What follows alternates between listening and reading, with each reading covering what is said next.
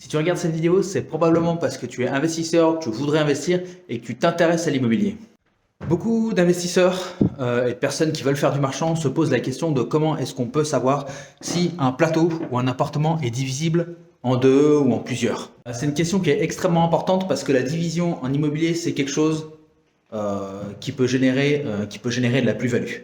Aussi bien pour du marchand que pour de l'investissement en fait. Je m'appelle Jean-Jacques, je suis investisseur immobilier et marchand bien. Et dans cette vidéo, je vais répondre à la question de comment savoir si on peut diviser ou pas un plateau, un appartement, n'importe quoi d'un simple coup d'œil.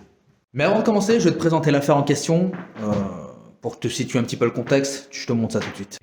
Nous voici devant le bien en question. Alors, je m'excuse parce qu'on n'aura pas assez de recul, le plan sera pas fabuleux, mais on pourra voir l'essentiel.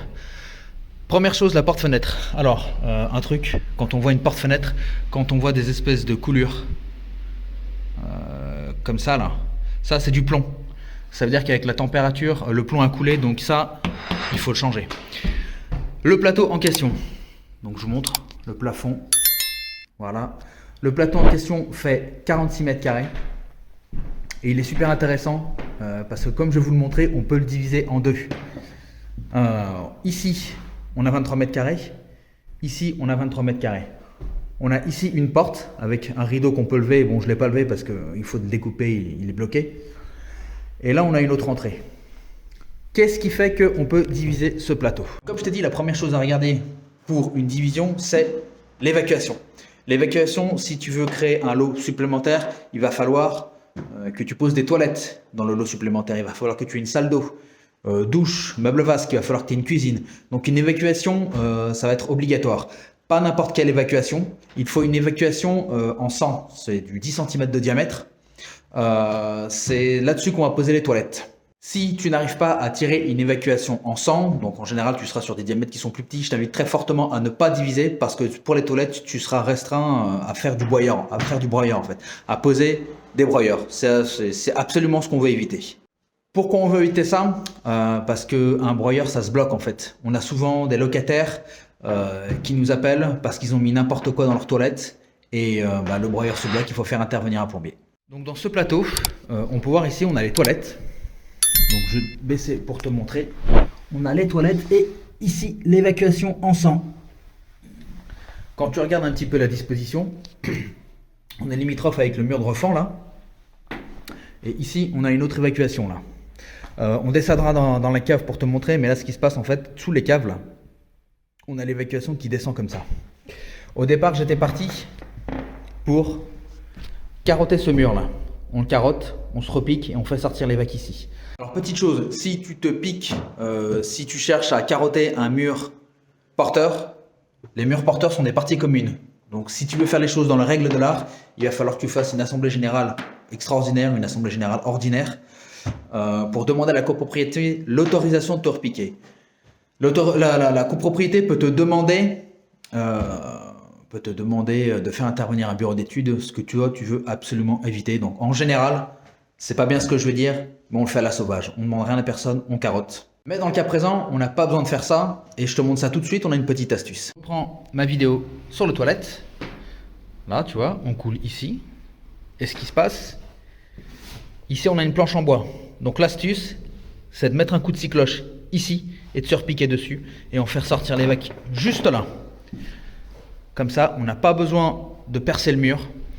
Pour l'arrivée d'eau, on fait exactement la même chose. Alors ici, on a le compteur, ce qui veut dire que l'eau, elle passe dessous, là, comme ça. Pareil, je vais te le montrer après. Donc c'est pareil, on perce, on fait sortir l'eau, on pose un support compteur ici. Un support compteur, je vais te montrer ici ce que c'est. Et voilà. Un autre truc qui serait super important, ça va être faire arriver le réseau électrique. Le réseau électrique, ça, c'est pas ton problème, c'est Enedis qui va s'en charger.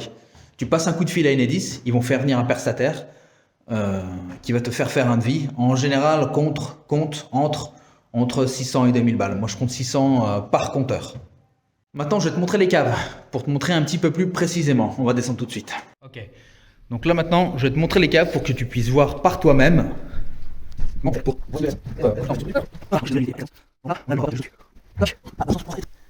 Et là, en arrivant, qu'est-ce qu'on a? on a notre évacuation en sang. Là, tu peux voir, ici, ça remonte dans la partie qui était coffret, là, que je t'ai montré. Et plus loin, on va arriver pour que tu puisses voir. Voilà. Ici, là, on va arriver sur le toilette juste au-dessus. L'objectif, tu vas percer ici ou ici. Donc tu vas avoir un tronc, un cycloche, et le plombier il va se raccorder là-dessus. Ici, on a l'arrivée d'eau, tu vois. Là, elle remonte là où on a le compteur. Donc là, ça va être pareil. Il va se repiquer dessus, et puis il va ressortir au-dessus. Alors du coup, comme promis, je t'ai montré comment repérer si un appartement peut être divisé en deux. C'est quelque chose de super important comment tu te visites parce que c'est un super levier d'enrichissement. Quand tu divises une surface en deux, si tu l'achètes au prix du marché, tu as 2 fois le loyer. Tu auras plus de travaux, mais à la table tu t'y retrouveras parce que tu as 2 fois le loyer et tu auras 2 lots à vendre au lieu d'un seul. Idem pour le marchand de biens, c'est un levier d'enrichissement qui est pas trop mal. Alors, marchand de biens, c'est un peu plus touchy, il faut vraiment pas acheter à un prix déconnant et plus tu pourras diviser, plus ce sera intéressant. Dans cette vidéo-là, je n'avais pas abordé le problème de la copropriété, les autorisations, on fera ça plus tard. Le plus important déjà, c'est de voir ça, les travaux.